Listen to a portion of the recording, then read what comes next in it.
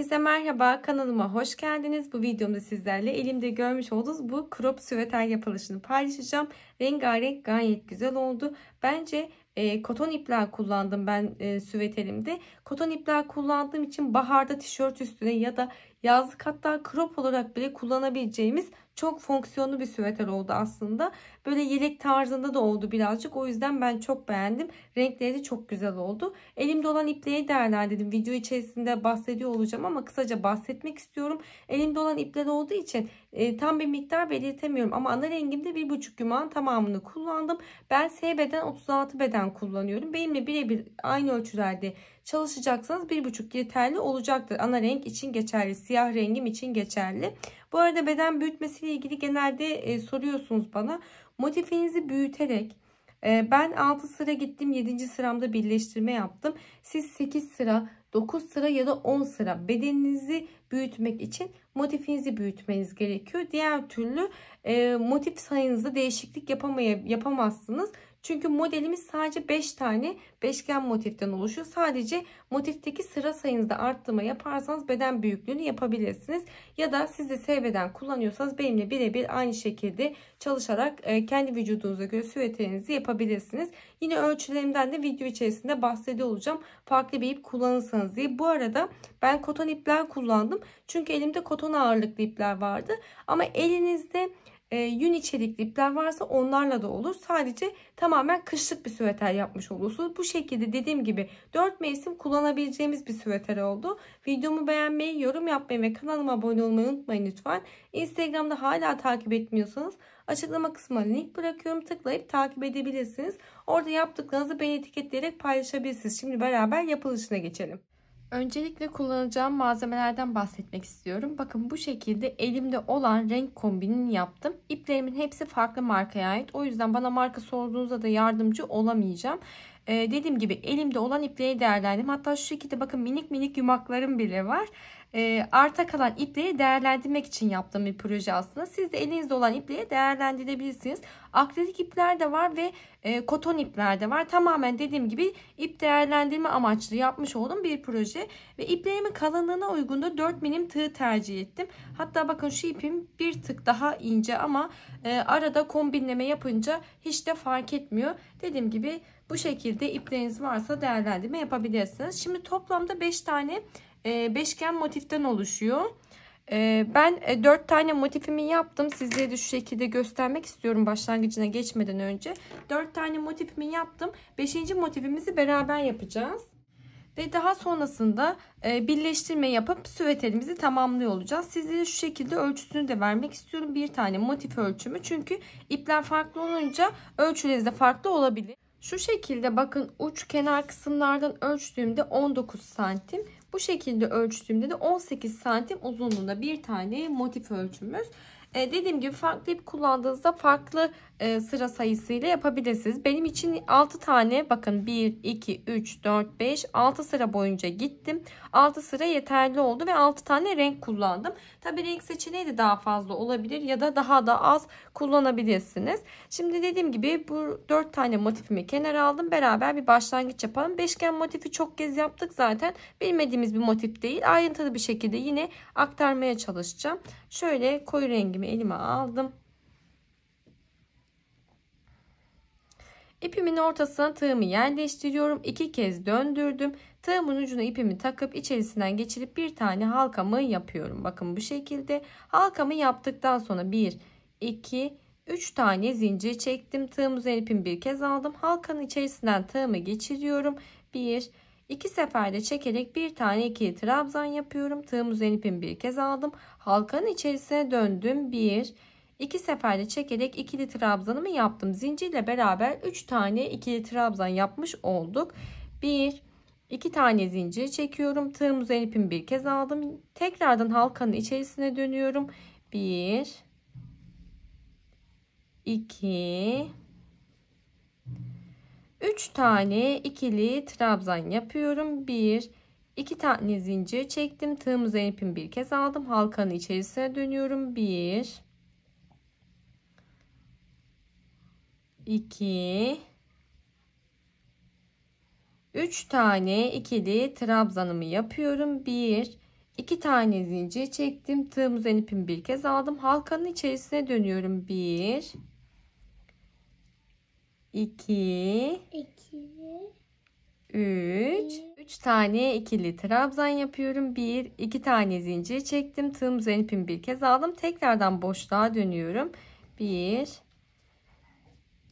2 3 tane ikili trabzanımı yapıyorum. Bu şekilde saydığımızda 1 2 3 4 tane boşluğa ulaşmış olduk. 1 2 tane zincirimi çektim ve halkamı artık bu noktada kapatıyorum.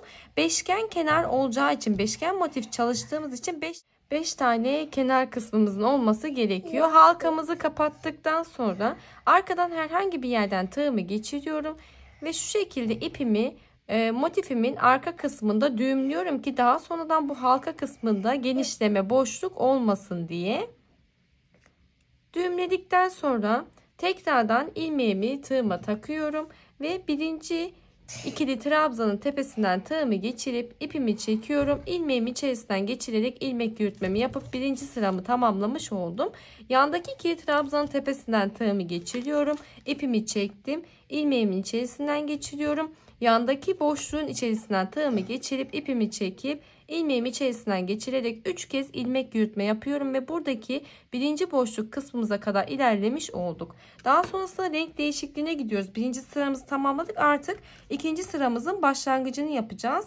Ben renk değişikliğini hemen dibinden düğümleme yapıyorum. Ve düğümleme yaptıktan sonra diğer ipimi keserek daha sonrasında 1 2 3 tane zincir çekerek ikinci sıramın başlangıcını yapıyorum. Tığım üzerine ipimi bir kez aldım. Tekrardan boşluğa döndüm. 1 2 tane ikili trabzan yapıyorum. Yan yana zincirle beraber 3 tane ikili trabzan yapmış olduk. 1 2 tane zincir çektim. Tığım üzerine ipimi bir kez aldım. Tekrardan aynı boşluğun içerisine dönüyorum. 1 2 3 tane ikili trabzan yapıyorum. Bir tane zincir çektim. Şimdi ara kısımlarında sadece bir tane zincir çekiyor olacağız. Tığım üzerine ipimi bir kez aldım. Boşluk kısmına 1 2 3 tane ikili trabzan yapıyorum. 1 2 tane zincir çektim. Tığım üzerine ipimi bir kez aldım. Tekrardan aynı boşluğa döndüm. 1 2 3 tane ikili trabzan yapıyorum. Bir tane zincir çektim. Tığım üzerine ipimi bir kez aldım. Yandaki boşluğa atlıyorum. 1 2 3 tane ikili trabzan yapıyorum. 1 2 zincir çektim. Tığım üzerine ipimi bir kez aldım. Tekrardan aynı boşluğa döndüm. 1 2 3 tane ikili trabzan yapıyorum. Bir tane zincir çektim. Tığım üzerine ipimi bir kez aldım. Yandaki boşluğa atladım. Hep aynı şekilde sıra sonuna kadar devam ediyoruz. 2 son boşluğuma 3 tane ikili trabzan, 2 zincir, 3 tane ikili trabzan yaptım. Bir tane zincir çekiyorum. Birinci ikili trabzanın tepesinden tığımı geçirdim. İpimi çekiyorum. İlmeğimi içerisinden geçirerek ilmek yürütmemi yaptım ve bu şekilde ikinci sıramı tamamlamış oldum. Yandaki ikili trabzanın tepesinden tığımı geçiriyorum. İpimi çektim. İlmeğimi içerisinden geçiriyorum. Boşluk kısmından tığımı geçirdim. İpimi çekip ilmeğimi içerisinden geçirerek 3 tane ilmek yürütme yaparak boşluk kısmına kadar geldim. Bakın bu şekilde saydığımızda kenar kısmımız 1 2 3 4 5 tane kenar kısmına ulaşmış olduk ikinci sıramızda da. Daha sonrasında renk değişikliğine gidiyoruz. Hemen dibinden düğümleme yapalım. 1 2 3 tane zincir çekerek 3. sıramın başlangıcını yaptım. Tığım üzerine ipimi bir kez aldım. Tekrardan aynı boşluğa dönüyorum. 1 tekrardan aynı boşluğa döndüm. 2 tane ikili trabzan yaptım. Zincirle beraber 3 tane ikili trabzan yapmış oldum. 1 2 tane zincir çektim. Tığım üzerine ipimi bir kez aldım. Tekrardan aynı boşluğa dönüyorum. 1 2 3 tane ikili trabzanımı yaptım. Bir tane zincir çektim. Şimdi orta kısımlarda, kenar kısmın dışındaki orta kısımlarda bir tane zincir, kenar kısmında boşlukta ise 2 tane zincir çekiyorum. Şunu söylemek istiyorum. Bakın altta ne yapmıştık hep? 3 tane ikili trabzan, 2 zincir, 3 tane ikili trabzan yapmıştık her boşluğa. Burada bizim bir tane daha boşluğumuz oluştu. Bakın kenar kısmında. Bu boşluğumuza geldiğimizde sadece 3 tane ikili trabzan yapacağım. Bir zincir çekip kenar kısmıma geldiğimde ise 3 ikili trabzan, 2 zincir, 3 tane ikili trabzan yapacağım. Bu kısım yeni başlayanın aklını karıştırabiliyor. O yüzden özellikle belirtmek istedim. Tığım üzerine ipimi bir kez aldım. Yandaki boşluğa geliyorum. 1 2 3 tane ikili trabzan yapıyorum. Kenar kısmına gelmeden ortadaki boşluk kısmımıza bir tane zincir çektim. Tığım üzerine ipimi bir kez aldım. Kenar kısmına geldim şimdi. 1 2 3 tane ikili trabzanımı yapıyorum. 1 2 tane zincir çektim. Tığım üzerine ipimi bir kez aldım. Tekrardan aynı boşluğa döndüm. 1 2 3 tane ikili trabzan yaparak kenar kısmımızı yaptım. Bakın orta boşluk kısmına bahsettiğim gibi 3 tane ikili trabzan yaptım. Bir kez daha yapalım. Bir zincir çektim. Tığım üzerine ipimi bir kez aldım. Yandaki boşluk kısmından tığımı geçiriyorum. 1 2 3 tane ikili trabzanımı yapıyorum. Bir tane zincir çektim. Tığım üzerine ipimi bir kez aldım. Kenar kısmına geliyorum. 1 2 3 tane ikili trabzan yapıyorum. 1 2 tane zincir çektim. Tığım üzerine ipimi bir kez aldım. Tekrardan aynı boşluğa dönüyorum. 1 2 3 tane ikili trabzanımı yapıyorum. Bu şekilde kenar kısmımı yapmış oldum. Şimdi sıra sonuna kadar hep aynı şekilde ilerleyeceğiz. Bir tane zincir çekip yandaki boşluğa atlıyorum. 3 tane ikili trabzan. Kenar kısmına geldiğimde de 3 ikili trabzan, 2 zincir, 3 tane ikili trabzan yapacağım. Bu şekilde sıramı tamamlayıp geliyorum hemen. Şimdi son boşluğuma 3 tane ikili trabzanımı yaptım. Bir tane zincirimi çekiyorum. İlk ikili trabzanın tepesinden tığımı geçirdim. İpimi çekip ilmeğimi içerisinden geçirerek ilmek yürütmemi yapıyorum. Bu şekilde 3. sıramı tamamlamış oldum. Yandaki ikili trabzanın tepesinden tığımı geçirdim. İpimi çekiyorum. İlmeğimin içerisinden geçiriyorum. Yandaki boşluğa geldim. İpimi çektim. İlmeğimi içerisinden geçirerek 3 tane ilmek yürütmemi yapmış oldum ve boşluk kenar kısmına kadar gelmiş olduk. Yine renk değişikliğine gidiyoruz buradan. Hemen şöyle dibinden düğümleme yapıyorum. İpimizi düğümledikten sonra diğer rengimizi kesiyoruz artık. Farklı bir rengin başlangıcını yapmış olduk. 1 2 3 tane zincir çekiyorum. Tığım üzerine ipimi bir kez aldım. Tekrardan aynı boşluğa dönüyorum. Burası bizim kenar kısmımız. 2 tane ikili trabzan yaptım. 3 zincirle beraber 3 tane ikili trabzan yapmış oluyorum. 1 2 tane zincir çektim. Tığım üzerine ipimi bir kez aldım. Tekrardan aynı boşluğa dönüyorum. 1 2 3 tane ikili trabzan yapıyorum. Bir tane zincir çektim. Tığım üzerine ipimi bir kez aldım. Yandaki boşluğa geliyorum. 1 2 3 tane ikili trabzan yapıyorum. Şimdi bizim 4. sıramızda altta bir tane boşluk kısmımız vardı. 4. sıramızda ise bakın kenar kısımların arasında 1 2 tane boşluğumuz var. Birinci boşluğuma 3 tane ikili trabzan yaptım. Bir zincir çektim. Tığım üzerine ipimi bir kez aldım. Yandaki boşluğa atlıyorum. 1 2 3 tane ikili trabzan yapıyorum. Bir tane zincir çektim. Tığım üzerine ipimi bir kez aldım. Yandaki boşluğa geldim. Burası bizim kenar kısmımız. 1 2 3 tane ikili trabzanımı yaptım. 1 2 tane zincir çektim. Tığım üzerine ipimi bir kez aldım. Tekrardan aynı boşluğa döndüm. 1 2 3 tane ikili trabzan yapıyorum. Şöyle bir göstermek istiyorum. Bir tane zincirimi çektim. Bakın bu şekilde kenar kısmıyla başlangıç yaptık. 1 2 tane boşluğum vardı. 3 tane ikili trabzan, 3 tane ikili trabzan ve yine kenar kısmına geldiğimizde kenar kısmımızı yapmış olduk. Devamında motifime aynı şekilde devam edeceğim. Sıramızı tamamladıktan sonra bir üst sırada ise bakın 1 2 3 tane boşluğumuz oluyor. 3 tane boşluğumuza 3'erli ikili trabzanlar yapacağız. Bir üst sıraya geldiğimizde bu boşluğumuz boşluğumuz 4 tane olacak. Her sırada bu kenar kısmımız büyüdükçe aradaki boşluklar da artıyor. Bu sizin aklınızı karıştırmasın. Şu şekilde göstermek istiyorum. Bakın son 6. sıramızda ise 1, 2, 3, 4, 5 tane boşluğa ulaşmış olacağız. Bu şekilde yeteri kadar anlatabildiğimi düşünüyorum. Devam ediyorum. 6 sıra boyunca tamamlayıp geliyorum. Şimdi bu şekilde tüm motiflerimi tamamlamış gelmiş oldum. 5. motifimizi de beraber yaparak. 5 tane motifimizi yaptıktan sonra sıra geliyor birleştirme işlemine. 6 sıra gittik ya, 7. sıramızda ana rengimizi kullanacağız. Ben ana renk olarak siyah renk kullanacağım. Hangi rengi kullanmak istiyorsanız 7. sıramızda örerken birleştirme yapacağız. Öncelikle bir motifimizin tamamen kenar kısmını örüp geleceğiz. Daha sonrasında ikinci motifimiz için birleştirme yapacağız. Önde 2 tane motifimiz olacak. Bakın şu şekilde yerleştirme yapacağız. Sırt kısmında ise 3 tane motifimiz olacak. Öncelikle ön kısmının birleştirmesiyle başlamak istiyorum.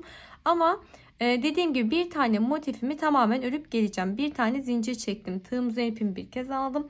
Hemen bakın kenar boşluk kısmından başlangıcımı yapıyorum. 7. sıramın başlangıcını yaptım. Aynı boşluğa döndüm. 2 3 tane ikili trabzanımı yapıyorum. 1 2 tane zincirimi çektim. Tığım üzerine ipimi bir kez aldım. Tekrardan aynı boşluğa döndüm. 1 2 3 tane ikili trabzanımı yaptım. Kenar kısmımı oluşturmuş oldum bu şekilde.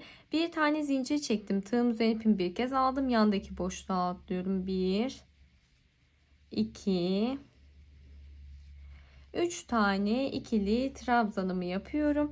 Bir tane zincir çektim. Tığım üzerine ipimi bir kez aldım. Yandaki boşluğa atlıyorum. 1 2 3 tane ikili trabzanımı yapıyorum. Bir tane zincir çektim. Tığım üzerine ipimi bir kez aldım. Yandaki boşluğa atlıyorum. 1 2 3 tane ikili trabzanımı yaptım. Bir tane zincir çektim. Tığım üzerine ipimi bir kez aldım. Yandaki boşluğa atlıyorum. 1 2 3 tane ikili trabzanımı yapıyorum. Bir tane zincirimi çektim. Tığım üzerine ipimi bir kez aldım. Yandaki boşluğa atladım. 1 2 3 tane ikili trabzanımı yapıyorum. Bir tane zincir çektim. Tığım üzerine ipimi bir kez aldım. Yandaki boşluğa atlıyorum. 1 2 3 tane ikili trabzan yaptım. Kenar kısmımız olduğu için 1 2 tane zincir çektim. Tığım üzerine ipimi bir kez alıp tekrardan aynı boşluğa dönüyorum. 1 2 3 tane ikili trabzan yaparak kenar kısmımı yaptım. Bir tane zincir çektim. Bakın bu şekilde sıra sonuna kadar örme işlemime devam ediyorum. Şimdi son boşluğuma 3 tane ikili trabzanımı yapıp bir tane zincirimi çektim. İlk ikili trabzan tepesinden tığımı geçirip ilmeğimi içerisinden geçirerek ilmek yürütmemi yapıp artık sıramı kapatıyorum. 2 tane zincirimi çektim. Şimdi bir motifimizi sadece bu şekilde siyah şerit halinde giderek tamamlamış olduk. 7. sıramızı yapmış olduk. Bakın şu şekilde bir tane motifimi tamamladıktan sonra yandaki motifi örerken şimdi birleştirme işlemine geçeceğiz. Yine bir tane zincirimi çekerek başlangıcımı yapıyorum. Tığım üzerine ipimi bir kez aldım.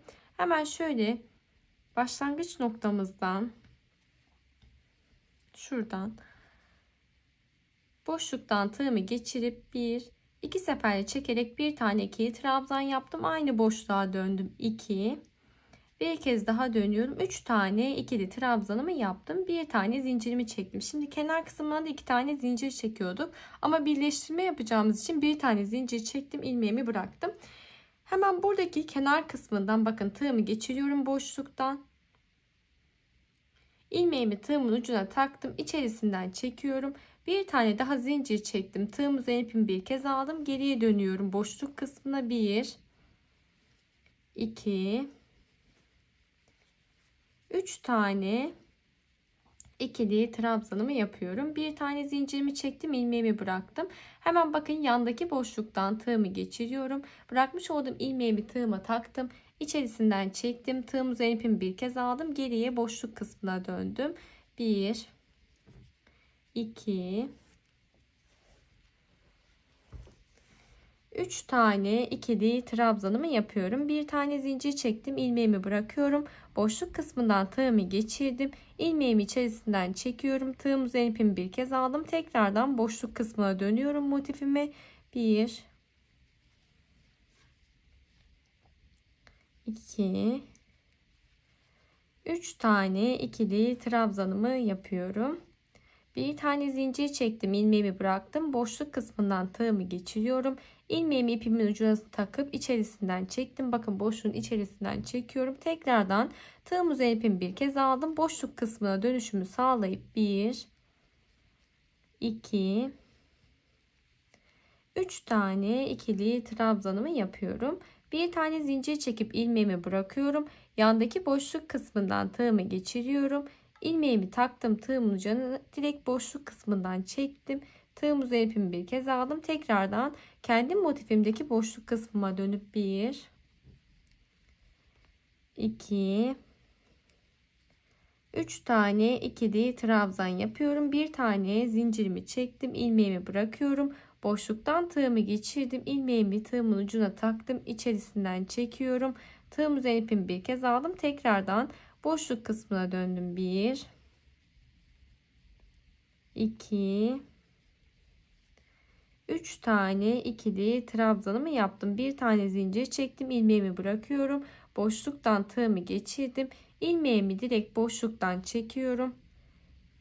Tığım üzerine ipimi bir kez aldım ve kenar boşluk kısmına geldik. 1 2 3 tane ikili trabzanımı yapıyorum. Bir tane zincirimi çektim. Kenar kısmında 2 tane zincir çektiğimiz için bir tane zincirimi çekip ilmeğimi bırakıyorum. Diğer kenar kısmından boşluktan tığımı geçirdim. İçerisinden ilmeğimi çekiyorum. Bir tane zincir çektim. Tığım üzerine ipimi bir kez aldım. Tekrardan aynı boşluğa kenar kısmıma dönüşümü sağladım. 1 2 3 tane ikili trabzan yaptım. Bir tane zincir çektim. Şöyle bırakıp sizlere göstermek istiyorum. Çünkü bir tane kenar birleştirmemi bu şekilde yapmış oldum. 2 tane motifimizi birleştirmiş olduk. Bir tane kenar birleştirme yaparak. Şimdi devamında motifimi aynı şekilde devam edeceğim. Boşluklara üçerli ikili trabzan, kenar kısmına geldiğimizde de kenar kısmını yapıyor olacağız. Ta ki bu şekilde başlangıç kısmıma kadar devam edip geliyorum. Şimdi son boşluk kısmıma 3 tane ikili trabzanımı yaptım. Bir tane zincirimi çektim. Burada sıramı tamamlıyorum. İlk ikili trabzan tepesinden tığımı geçirdim. İpimi çekip ilmeğimi içerisinden geçirerek ilmek yürütmemi yapıyorum. 2 tane zincirimi çekip ipimi artık burada kesiyorum. Bakın bu şekilde 2 tane motifimizi birleştirme işlemi tamamlamış olduk. Şimdi sırt kısmına geldi sıra. Bir yandan da ön parçalarımızla birleştirme yapacağız. Şöyle bir kenara alıyorum ön parçam, 2 tanesini birleştirdik. Sırt kısmına da şu şekilde bir yerleştirme yapıyoruz. Bakın buradaki aynı öndeki gibi bir kenar birleştirmesi yapıyoruz. Bir de şöyle koyduğumuzda şu üst kısmına bakın şöyle 2 kenar birleştirmesini yaparak sırt kısmımızı tamamlamış olacağız. Ama bir yandan da bu alttaki 2 parçamızın birleştirmesini yaparken şuradaki kenar kısımlarından bu öndeki parçalarımızı da birleştiriyor olacağız. Yani şu şekilde yerleştirirsem daha doğru sonuç olacak.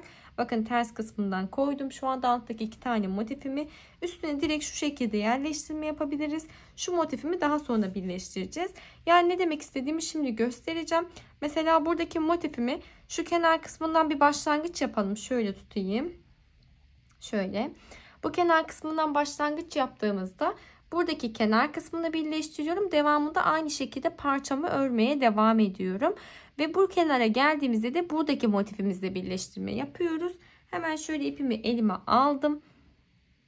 Bir tane zincir çekerek başlangıcımı yapıyorum. Tığım üzerine ipimi bir kez aldım. Hemen şöyle üstteki ilk motifimi elime alıyorum. Kenar boşluk kısmından tığımı geçirdim. 1 2 3 tane ikili trabzan yaptım. Bir tane zincirimi çekip bıraktım. Şimdi bakın bu üstteki 1 2 kenarımız boşta kalıyor. Orada herhangi bir birleştirme yapmıyoruz. Biz sadece şu alttaki kenar kısmından bir birleştirme yapacağız. O yüzden hemen buradaki kenar kısmındaki boşluktan tığımı geçiriyorum. İpimi içerisinden çektim. Bir tane daha zincir çekiyorum. Tığım üzerine ipimi bir kez alıp tekrardan kenar boşluk kısmıma dönüyorum. 1 2 3 tane ikili trabzan yaptım. Bir tane zincir çektim. İlmeğimi bıraktım. Yandaki boşluk kısmından tığımı geçiriyorum. İpimi içerisinden çektim. Tığım üzerine ipimi bir kez alıp kenar boşluk kısmımıza tekrardan dönüyoruz. Motifimizdeki boşluk kısmımıza, daha doğrusu 2 3 tane ikili trabzanımı yaptım. Bir tane zincir çektim. İlmeğimi bırakıyorum.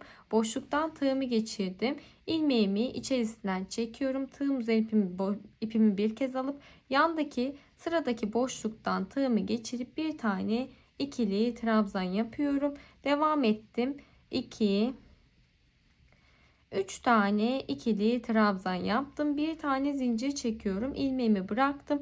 Boşluktan tığımı geçiriyorum. İçerisinden çektim. Tığım üzerine ipimi bir kez aldım. Tekrardan boşluk kısmına döndüm. 1 2 3 tane ikili trabzan yaptım. Bir tane zincir çektim. İlmeğimi bırakıyorum. Boşluktan tığımı geçirdim. İlmeğimi içerisinden çekiyorum. Tığım üzerine ipimi bir kez aldım. Tekrardan boşluğa dönüyorum. 1 2 3 tane ikili trabzan yaptım. Bir tane zincirimi çektim. İlmeğimi bırakıyorum. Boşluktan tığımı geçirdim. İçerisinden çekiyorum. Tekrar tığım üzerine ipimi bir kez alıp boşluk kısmına dönüyorum. 1 2 3 tane ikili trabzanımı yaptım. Bir tane zincir çektim. İlmeğimi bırakıyorum. Boşluktan tığımı geçirdim. İçerisinden ipimi çektim. Tığım üzerine ipimi bir kez aldım. Tekrardan boşluk kısmına dönüyorum. 1 2 3 tane ikili trabzanımı yapıyorum. Bir tane zincir çektim. İlmeğimi bırakıyorum. Kenar kısmına geldim. Kenar boşluktan tığımı geçirdim. İpimi içerisinden çektim. Bir tane daha zincir çekiyorum. Tığım üzerine ipimi bir kez alıp tekrardan aynı kenar boşluğuma dönüp 1 2 3 tane ikili trabzan yapıyorum. Bir tane zincir çektim. Şimdi burada bir göstermek istiyorum. Bakın bu şekilde öndeki parçam ve arkadaki parçam şeklinde şu kısımdan birleştirmiş olduk. Tekrar şöyle katladığımızda da görüntümüz bu şekilde. Bir kenarı birleştirdik. Devamında motifimi herhangi bir birleştirme yapmadan artık şu arkadaki modelime aynı şekilde devam ediyorum. Bakın bir kenar gideceğim. İki kenar gidiyorum.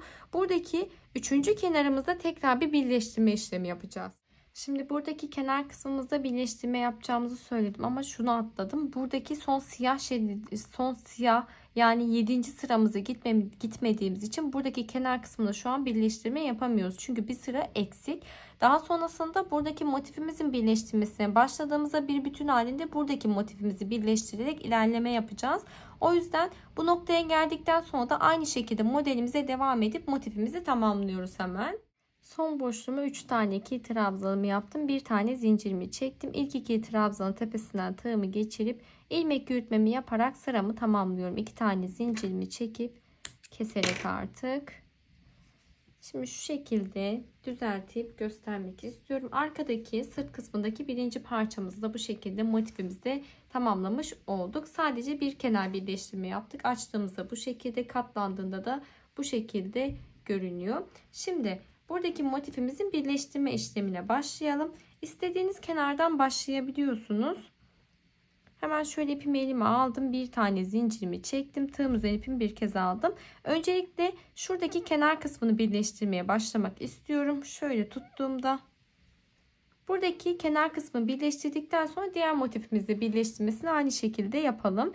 Kenar kısmından boşluktan tığımı geçirdim. Bir tane ikili trabzan yaptım. Tekrar aynı boşluğa dönüp 2 3 tane ikili trabzanımı yapıyorum. Şöyle kaymasın. Bir tane zincir çektim. İlmeğimi bırakıyorum. Hemen bakın şöyle tekrardan tamamıyla düzelteyim. Buradaki kenar kısmımızdan başlangıç yapacağız. Kenar boşluktan tığımı geçiriyorum. İpimi içerisinden çektim. Bir tane zincir çekiyorum. Tığım üzerine ipimi bir kez alıp tekrardan kenar boşluğuma döndüm. 1 2 3 tane ikili trabzan yaptım. Bir tane zincirimi çektim. ilmeğimi bırakıyorum. Diğer yandaki boşluktan tığımı geçirdim. İlmeğimi içerisinden çekiyorum. Tığım üzerine ipimi bir kez aldım. Tekrardan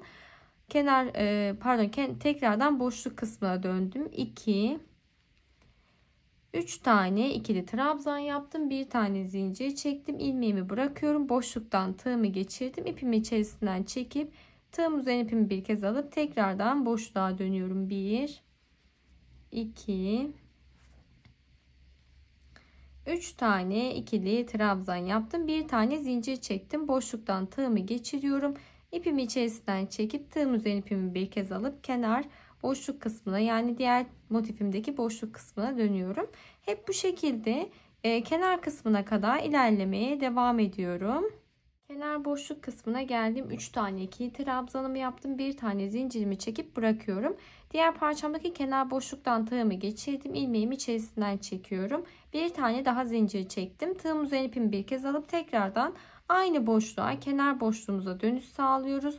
2 3 tane ikili trabzan yapıyorum. Bir tane zincir çektim. Şimdi şu şekilde göstermek istiyorum. Bakın bir kenarı birleştirmiş olduk. Katladığımızda da görüntümüz bu şekilde oluyor. Şimdi devamında buradaki kenar kısmı modelime aynı şekilde devam ediyorum. Buradaki kenar boşluğumuza geldiğimizde ise şu arkadaki bir tane motifimiz vardı ya, az önce birleştirme yaptığımız. Onunla buradaki motifimi birleştirme işlemi yapıyoruz. Şimdi buradaki modelime aynı şekilde devam ettim. Bu kenar için kenar boşluk kısmına geldim. 3 tane ikili trabzan, bir tane zincirimi çektim. Şimdi burada ilmeğimi bırakıyorum. Hemen buradaki motifimin kenar boşluk kısmından tığımı geçirdim. İpimi içerisinden çekiyorum. Kenar kısmı olduğu için bir tane daha zincir çektim. Tığım üzerine ipimi bir kez aldım. Tekrardan kenar boşluk kısmına aynı noktaya dönüşümü sağlıyorum. 1 2 3 tane ikili trabzanımı yapıyorum. Bir tane zincir çektim. İlmeğimi bıraktım. Buradaki boşluk kısmından tığımı geçiriyorum. İpimi içerisinden çektim. Tığım üzerine ipimi bir kez aldım. Tekrardan boşluk kısmına dönüyorum. 1 2 3 tane ikili trabzan yaptım. Bir tane zincir çektim. Boşluktan tığımı geçiriyorum. İpimi içerisinden çektim. Tığım üzerine ipimi bir kez aldım. Tekrardan boşluk kısmına döndüm. 1 2 3 tane ikili trabzan yapıyorum. Bir tane zincir çektim. İlmeğimi bıraktım. Boşluktan tığımı geçiriyorum. İpimi içerisinden çektim. Tığım üzerine ipimi bir kez aldım. Boşluk kısmına dönüp 1 2 3 tane ikili trabzan yapıyorum. Bu şekilde kenar boşluk kısmına kadar devam ediyorum hemen birleştirmeye.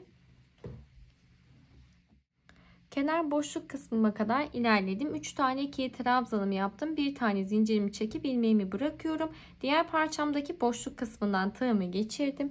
İpimi içerisinden çekiyorum. Bir tane daha zincir çektim. Tığım üzerine ipimi bir kez aldım. Tekrardan aynı noktaya dönüyorum. 1 2 3 tane ikili trabzanımı yaptım. Bir tane zincir çektim ve modelime aynı şekilde devam edeceğim. Şöyle beraber bir bakalım neler yaptık. Şimdi buradaki kenar kısmını birleştirmeyle başlamıştık. Modelime devam ettim. Buradaki kenar kısmını da birleştirdim.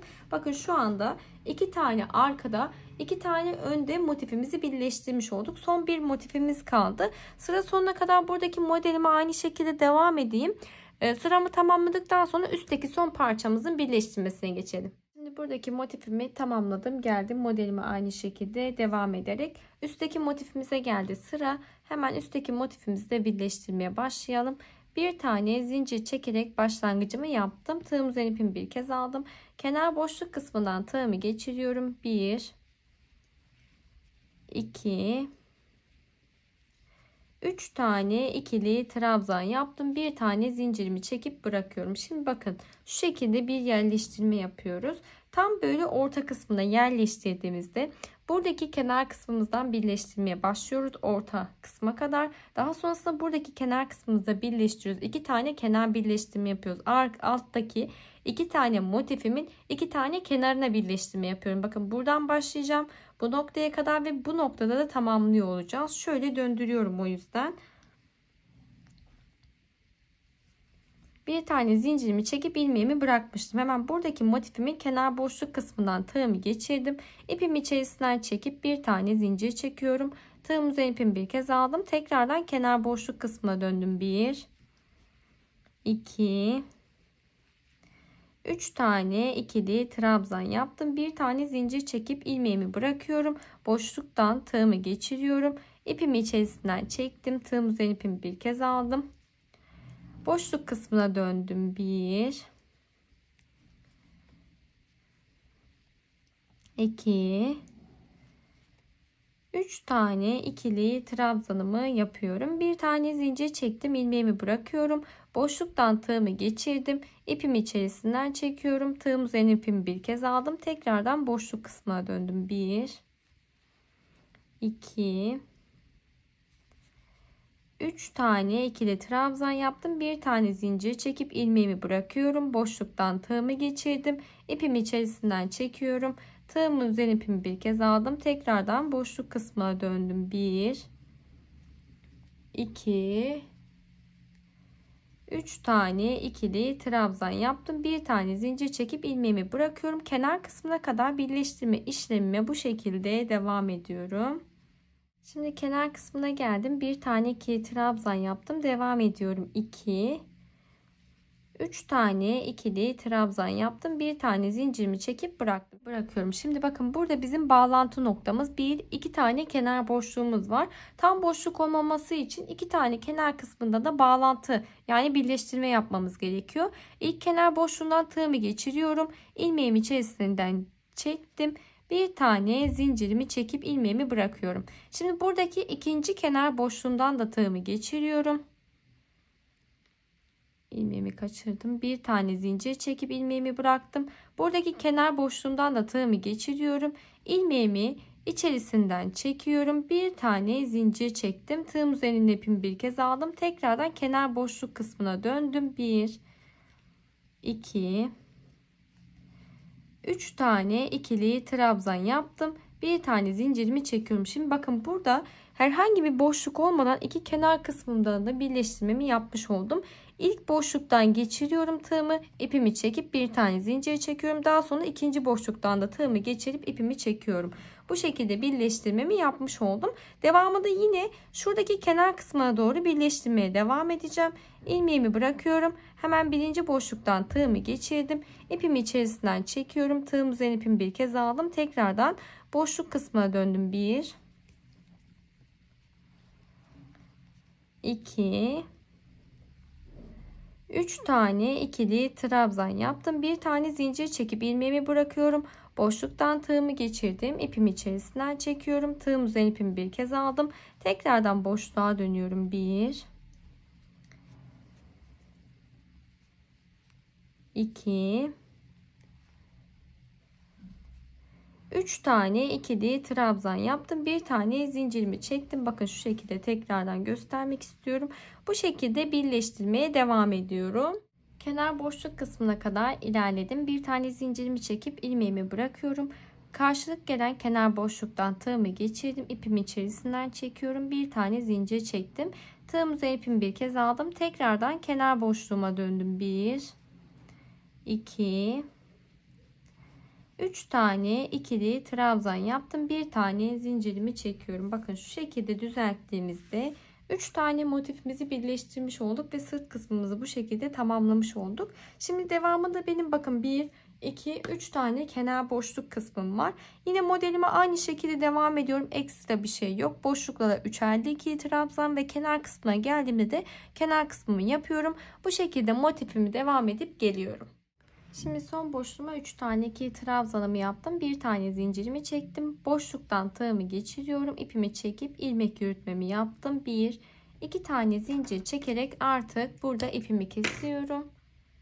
Ve bu şekilde az önce de söylediğim gibi sırt kısmımızın birleştirmesini tamamlamış olduk. Aslında tüm parçalarımızın birleştirmesini tamamlamış olduk. Bakar mısınız? Gayet güzel gözüküyor.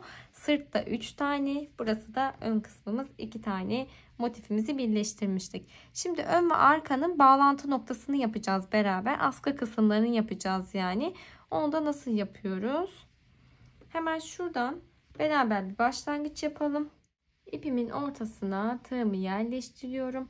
Bir tane zincir çekerek başlangıcımı yaptım. Şimdi bu kenar kısmından başlangıcımızı yapacağız. Bakın burası bizim kenar kısmımız. Şöyle tuttuğumuzda ortadaki kenar kısmımız, şöyle elimle göstereyim. Bu bizim kenar kısmımız. Kenar boşluğumuzun öncesindeki boşluktan tığımı geçiriyorum. İpimi 2 seferde çekerek bir tane ikili trabzan yapıyorum. Kenar boşluğun öncesindeki boşluğa bir tane ikili trabzan yaptım. Bir zincir çekiyorum. Tığım üzerine ipimi bir kez aldım. Şimdi kenar boşluk kısmına geldim. 1 2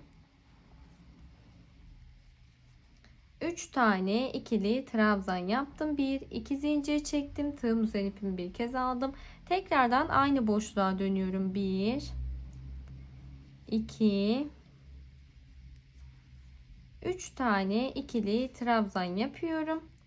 Bir tane zincir çektim. Tığım üzerine ipimi bir kez aldım. Yandaki boşluğun içerisine atlayıp bir tane ikili trabzan yapıyorum. Aynı başlangıçta yaptığımız gibi bakın. Kenar boşluk öncesi bir tane ikili trabzan, bir zincir kenar kısmını yapıyoruz. Devamında bir zincir, tekrar yanındaki boşluğa bir tane ikili trabzan yapıyoruz. Bu şekilde askımızın başlangıcını yaptık. Örgümüzün arka kısmına dönüyorum. 1 2 3 tane zincir çekiyorum. 3 tane zinciri bir tane ikili trabzan kabul ediyoruz. Bir tane de boşluk kısmı için çekiyorum. 4 tane zincir çektim dönüşümde. Tığım üzerine ipimi bir kez aldım. Kenar boşluktan direkt bakın tığımı geçiriyorum. 1 2 3 tane ikili trabzanımı yapıyorum. 1 2 tane zincir çektim. Tığım üzerine ipimi bir kez aldım. Tekrardan kenar boşluktan tığımı geçirdim. 1 2 3 tane ikili trabzanımı yaptım. Kenar kısmı bu şekilde yapmış olduk. Bir tane zincir çekiyorum. Tığım üzerine ipimi bir kez aldım. Altta yandaki boşluğa bir tane ikili trabzan yapmıştık ki o ikili trabzanın tepesinden tığımı geçiriyorum. Bir tane ikili trabzan yapıyorum ve bakın bu şekilde kenar kısmımızı yine yapmış olduk. Şöyle elimi tutarsam daha iyi görebilirsiniz belki. Bakın bu şekilde yapmış olduk. Tekrardan örgümün ön kısmına geliyorum. İlmeğimi, tığımı aldım. 1 2 3 4 tane zincir çekiyorum. Tığım üzerine ipimi bir kez aldım. Kenar boşluk kısmından tığımı geçiriyorum. 1 2 3 tane ikili trabzanımı yapıyorum. 1 2 tane zincir çektim. Tığım üzerine ipimi bir kez aldım. Tekrardan aynı boşluğa dönüyorum. 1 2 2 3 tane ikili trabzan yaptım. Bir tane zincir çekiyorum. Tığım üzerine ipimi bir kez aldım. Hemen bakın 4 zincir çekerek dönüş yapmıştık ki 4. zincirimizin değil de burada 3. zincirimizin içerisinden şöyle tığımızı geçiriyoruz. İpimi çekiyorum. 1 2 seferle çekerek ikili trabzanımı yapıyorum. Bakın bu şekilde dönüşümüzü sağlıyoruz. Tekrardan arkaya döndük. 1 2 3 4 tane zincir çektim. Tığım üzerine ipimi bir kez alıp kenar boşluk kısmından tığımı geçiriyorum. Bir tane ikili trabzan yaptım. Ve aynı şekilde devam edeceğim. Şimdi şöyle bir bakmak istiyorum.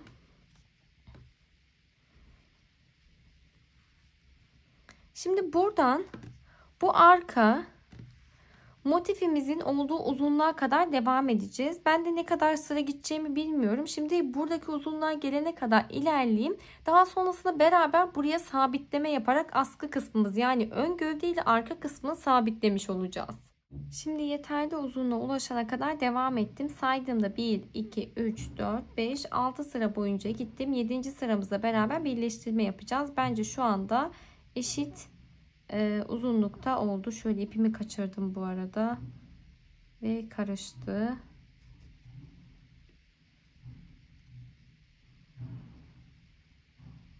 Tamam.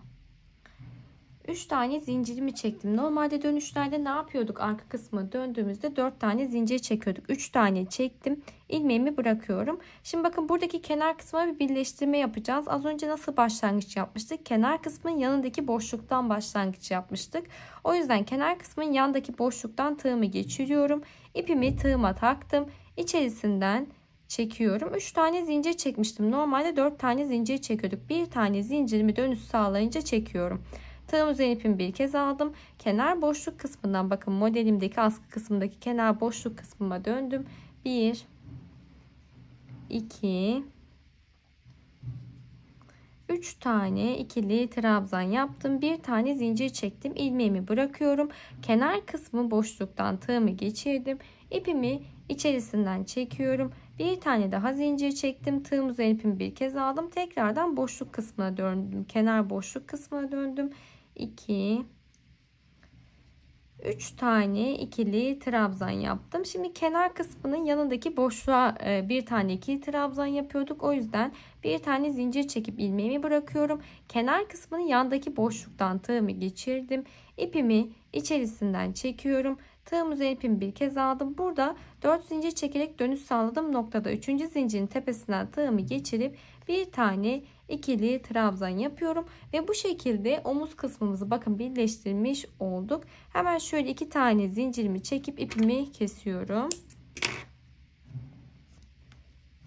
Bakın bu şekilde birleştirme işlemimi tamamlamış oldum. Şöyle önden de görüntümüz bu şekilde oluyor.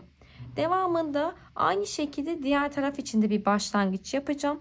Ekstra farklı bir şey yok ve sonunda yine aynı şekilde birleştirme yapıp geliyorum hemen. Şimdi ben bir kolun kol lastik kısmını yaptım geldim. Bakın bu şekilde tamamladım. Gayet güzel oldu. Arka tarafa doğru bir bütün halinde ilerliyoruz. Şimdi bu sağ taraftaki kol lastiğimizi beraber yapacağız. Daha sonrasında boyun kısmı için bir lastik yaptıktan sonra gövde kısmının lastiğini yapıyor olacağız. Hep aynı mantıkla ilerleyeceğiz zaten. Şimdi beraber bir başlangıç yapalım istiyorum. Şöyle arka kısmını döndürüyorum. Bir tane zincirimi çekerek başlangıcımı yapıyorum. Tığım üzerine ipimi bir kez aldım. Hemen bakın bu tepe noktadan arka kısmında şöyle tuttuğumda koltuk altı kısmından diyelim başlangıcımızı yapalım. Bir bütün halinde ilk boşluktan tığımı geçiriyorum. 2 seferde çekerek bir tane ikili trabzan yaptım. Tığım üzerine ipimi bir kez aldım. Yandaki ikili trabzanın tepesine geldim. Tığımı geçiriyorum. İpimi 2 seferde çekerek bir tane ikili trabzan yapıyorum. Tığım üzerine ipimi bir kez aldım. Yandaki ikili trabzanın tepesinden tığımı geçirip bir tane ikili trabzan yapıyorum. Tığım üzerine ipimi bir kez aldım. Yandaki ikili trabzanın tepesine geldim. Bir tane ikili trabzan yaptım. Altta 3 tane ikili trabzan yapmıştık. Tepesine 3 tane ikili trabzan yaptık. Bir zincir çekerek yapmış olduğumuz boşlukta herhangi bir batma işlemi yapmıyorum. Tığım üzerine ipimi bir kez aldım. Direkt bakın boşluğu atlayıp birinci ikili trabzan tepesinden tığımı geçirip bir tane ikili trabzan yaptım. Yandaki ikili trabzan tepesine geldim. Bir tane ikili trabzan. Yandaki ikili trabzan tepesine geldim. Bir tane ikili trabzan.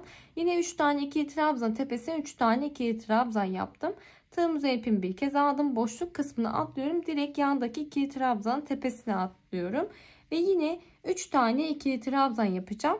Bu şekilde devam ediyorum. Bakın hep şuradaki bir bağlantı noktamıza kadar devam ediyorum. Şimdi burada 2 tane motifi birleştirdiğim kısma kadar ilerledim. Tığım üzerine ipimi bir kez aldım. Boşluktan bakın direkt kenar boşluk kısmından tığımı geçirip bir tane ikili trabzan yapıyorum. Tığım üzerine ipimi bir kez aldım. Diğer motifimdeki kenar boşluk kısmına bir tane ikili trabzan yaparak buradan geçişimi sağlamış oldum. Tekrardan tığım üzerine ipimi bir kez aldım. Birinci ikili trabzan tepesinden tığımı geçiriyorum. İpimi 2 seferde çekerek ikili trabzanımı yapıyorum ve aynı şekilde devam ediyorum. Şimdi bakın arka kısmında başlamıştım. Ön kısmında dönüşümü sağladım. Motiflerimiz bittikten sonra bu askı kısmı için yapmış olduğumuz kısım var. Burada da yatay ikili trabzandan olduğu için bu kısmı tekrardan göstermek istiyorum. Şimdi 3 tane ikili trabzanımın tepesine 3 tane ikili trabzan yaptım. Kenar boşluk kısmı var. Oraya batma işlemi yapmayacağım. Tığım üzerine ipimi bir kez aldım. Direkt bakın birinci askı için yapmış olduğum ikili trabzanın içerisinden tığımı geçirdim. Bir tane ikili trabzan, tığım üzerine ipimi bir kez aldım. Tekrardan aynı boşluğa dönüp bir tane daha ikili trabzan yapıyorum. Yatay ikili trabzanın içerisine 2 tane ikili trabzan yaptım. Tığım üzerine ipimi bir kez aldım. Bakın bir de burada ikili trabzanın dibinde zincir kısmı var. Oradan tığımı geçiriyorum. Bir tane ikili trabzan yapıyorum. Tığım üzerine ipimi bir kez aldım. Yatay ikili trabzanın olduğu boşluktan tığımı geçirdim ve 1 2 tane ikili trabzan. Tığım üzerine ipimi bir kez aldım. Bir tane de bakın şurada zincir olarak gözüken ikili trabzanın içerisinden tığımı geçirip bir tane ikili trabzan yapıyorum. Boşluğa 1 2 tane ikili trabzan, tepe noktasındaki diğer ikili trabzanı batmış olduğum zincirin içerisinden tığımı geçirip bir tane ikili trabzan yapıyorum ve bu şekilde sıra sonuna kadar devam ediyorum.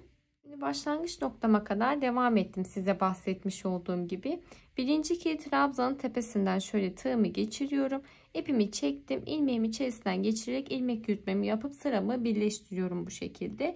1 2 3 tane zincirimi çektim. Şimdi tığ işi lastik yapacağız. Belki daha önce çalışmışsınızdır. İlk çalışanlar için ayrıntılı bir şekilde elimden geldiğince göstermeye çalışacağım. Rengim koyu olduğu için tam anlamıyla göremiyor olabilirsiniz. Tığım üzerine ipimi bir kez aldım. Birinci ikili trabzanı bakın şu şekilde arka kısmından tığımı geçiriyorum. Arkadan öne doğru tığımı geçirdim. Birinci ikili trabzanımı arkada bırakacak şekilde üzerinden geçiriyorum. Bakın bu şekilde arka kısmında ikili trabzanım üstte kalıyor. Ön kısmında ise arkada kalıyor. İpimi çekiyorum. Bir tane ikili trabzan yaptım. Tığım üzerine ipimi bir kez aldım. Şimdi birinciyi arkadan geçirmiştik ya tığımızı. Şimdi önden geçiriyoruz. Önden bakın ikili trabzanın altından tığımı geçiriyorum. İpimi çekiyorum 2 seferde ve ikili trabzanımı yapıyorum. Tığım üzerine ipimi bir kez aldım. İkili trabzanın arkasından bakın tığımı öne doğru geçiriyorum ve ikili trabzanın üzerinden geçirip altta bırakıyorum. İkili trabzanımı ipimi çekip bir tane ikili trabzan yapıyorum. Tığım üzerine ipimi bir kez aldım. İkili trabzanımın üstünden bakın üstten arkaya böyle tığımı geçiriyorum. İkili trabzan üstte kalıyor. İpimi çekiyorum.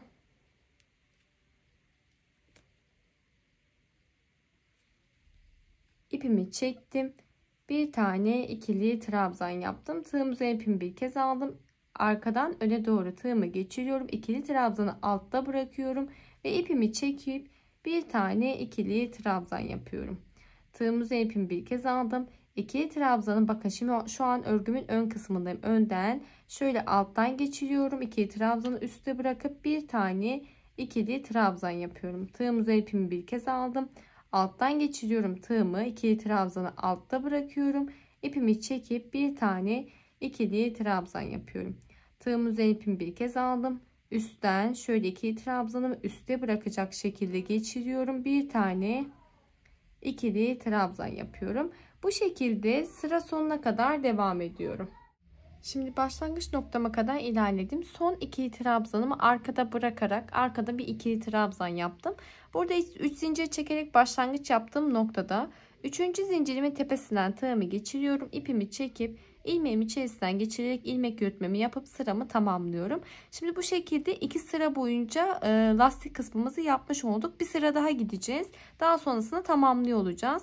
1 2 3 tane zincir çekerek başlangıcımı yapıyorum. Tığım üzerine ipimi bir kez aldım. Şimdi zaten üstte bıraktığımız ikili trabzanlar üstte duruyor. Altta bıraktığımız ikili trabzanlar ise birazcık böyle çukur arka planda duruyor.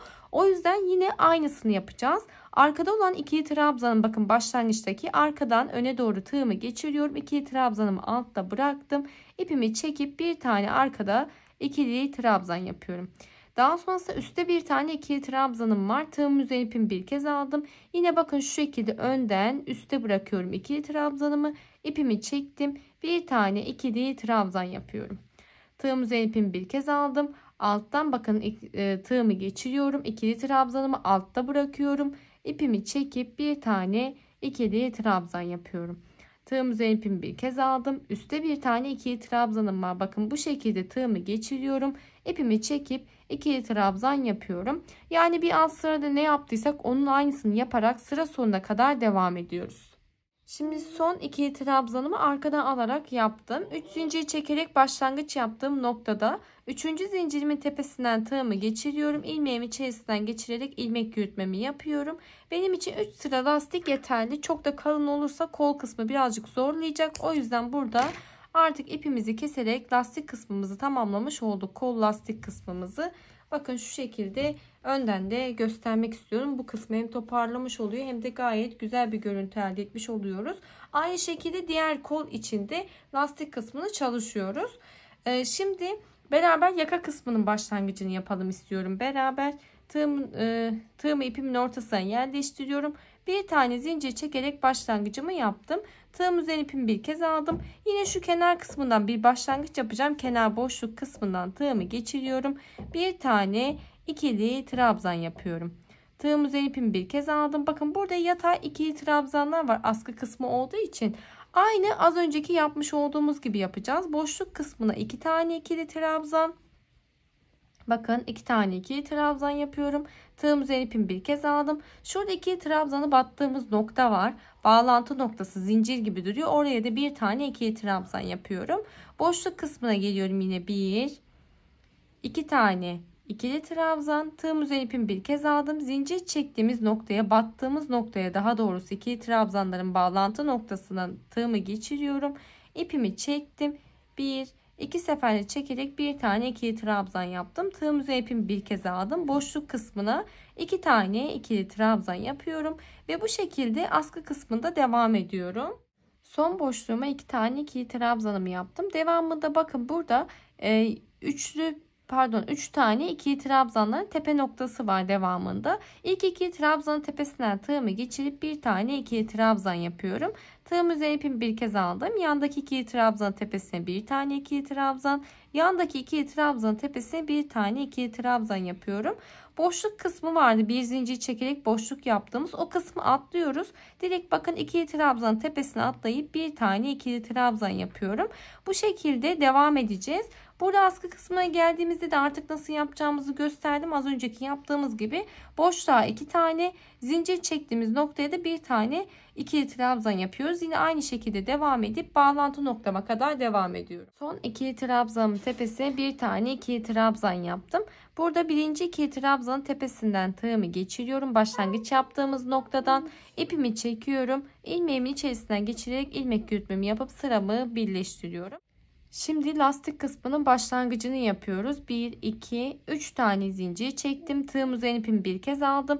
İlk bakın tığımı arkadan geçiriyorum. İkili trabzanım üstünden geçirip ikili trabzanımı altta bırakıp bir tane ikili trabzan yapıyorum. Tığım üzerine ipimi bir kez aldım. Üstten geçiriyorum tığımı. İkili trabzanın altından bakın bu şekilde geçiriyorum. İpimi çektim ve bir tane ikili trabzan yaptım. Tığım üzerine ipimi bir kez aldım. Alttan geçiriyorum. İkili trabzanın üstünden geçirdim ve bir tane ikili trabzan yapıyorum.